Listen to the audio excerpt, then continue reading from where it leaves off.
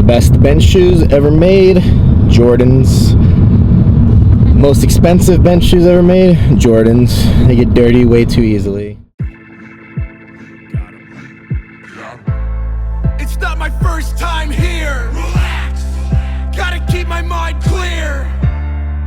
Plant my feet, I'm here to stay. I dig my heels into the fucking ground. Take a breath like it's my last. It's not my first time here. Feel the creases in my palms. It's not my first fucking time here. I tell him I can't do it. What's going on, guys? A little bit of heavy bench pressing with a couple of the guys from Kabuki Strength Lab.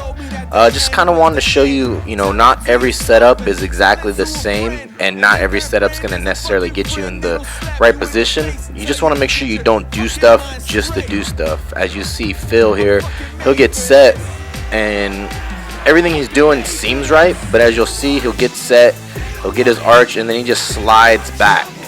There's no retightening the position. There's nothing that's getting it into a tighter, better position, which causes him to be a little bit erratic with those presses and stuff. So, in theory, what he's doing sounds good and it looks good, but he's not actually creating a lot of pressure and creating a lot of tightness. He's just kind of slid back there. Where you see I get set, my traps are dug in, and then I continuously kind of work my legs and my butt back to my shoulder blades without ever moving my upper body. And that's going to create a more stable, a bigger arch, which is going to create less range of motion, which is going to help with the press overall. There I was just kind of telling him how crappy of a handoff person he was, and here just kind of fixing him, letting him know, once your traps are set, you want your traps to be set, and then you just drive into them. So as you can see, he already has a better arch, his little pot belly sticking out, and he's able to kind of create a lot more tension that way. And I tell a lot of people, bench pressing is not supposed to be something that feels comfortable. It's not just you laying down onto the bench. It's actually, one of the more uncomfortable out of the three lifts you can possibly get into, because you want to be so tight and so wedged in there that it feels like your back's about to snap in half. So that's kind of the way you want to do it, right? Get your upper body set and then continuously work your butt towards your shoulder blades and get tighter and tighter with your legs.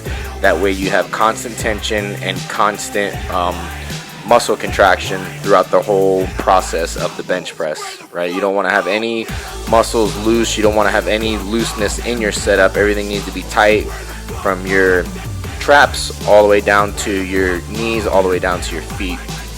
So the plan today was just to do some heavy doubles. I wanted to do 425 for 3 sets of 2. That way I have something to build on for the next week and the following weeks, and everything moved really well.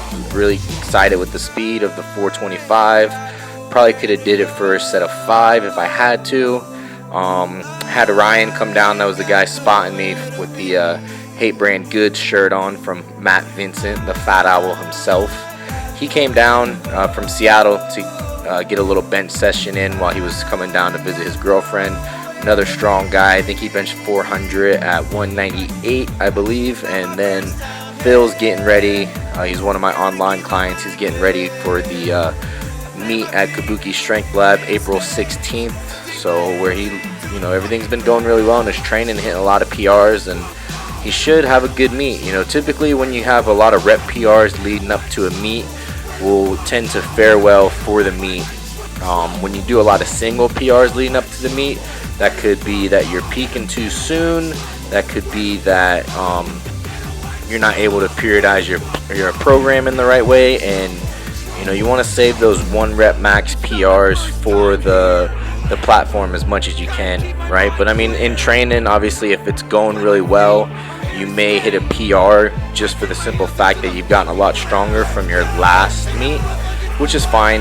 You just want to make sure you have a program set in place to where you're not hitting singles and grinding stuff all the way up to the meet, because then what are you going to have on meet day, because you've already did it in training. And that's why I think you'll see a lot of guys who have better gym lifts than they do actual meet lifts. And for one, it just doesn't really make sense to continuously grind away before meet you know, whenever you can be just perfecting technique, working on good speed, and giving yourself time to rest and recover before the actual meet day. So 2 things you can take away from the video is hit a lot of rep PRs in training, save something to build on week to week, and then also make sure that you're getting tight and uncomfortable on the bench press, not just setting up just to set up because you saw someone else do it.